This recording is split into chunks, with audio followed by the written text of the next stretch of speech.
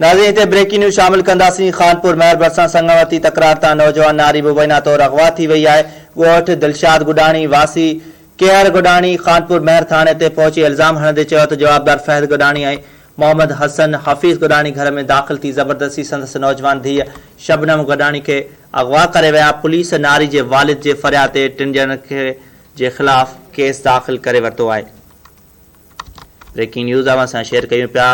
खानपुर महर भरिसां संगावती तकरार तां नौजवान नारी मुबैना तौर अगवा थी वई। ॻोठ दिलशाद गुडाणी वासी केहर गुडाणी खानपुर महर थाणे ते पहुची इल्ज़ाम हणंदे चयो त जवाबदार फहद गुडाणी मोहम्मद हसन ऐं हफ़ीज़ गुडाणी घर में दाख़िल थी ज़बरदस्ती संदसि नौजवान धीअ शबनम गुडाणी खे अगवा करे विया। पुलिस नारी जे वालिद जे फ़रियाद ते टिनि ॼणनि जे ख़िलाफ़ केस दाख़िल करे छॾियो।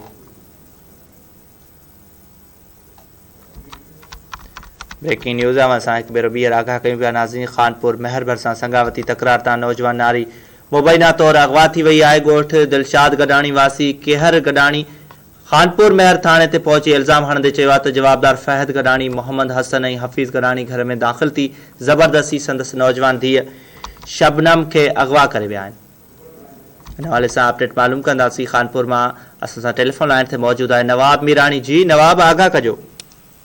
जी बिल्कुल खानपुर मां भरिसां ॻोठ दिलशाद गडाणी मां मुबैना संगा तकरार तां नौजवान नारी शबनम धीअ केहर गडाणी खे अगवा कयो वियो आहे।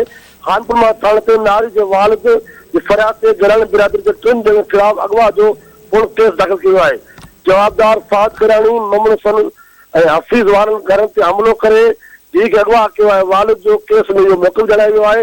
ओॾा खानपुर मां पुलिस पारां केस दाख़िल थियण बाद नारी जी बाज़ाबी लाइ छापनि जो सिलसिलो जारी आहे। जी।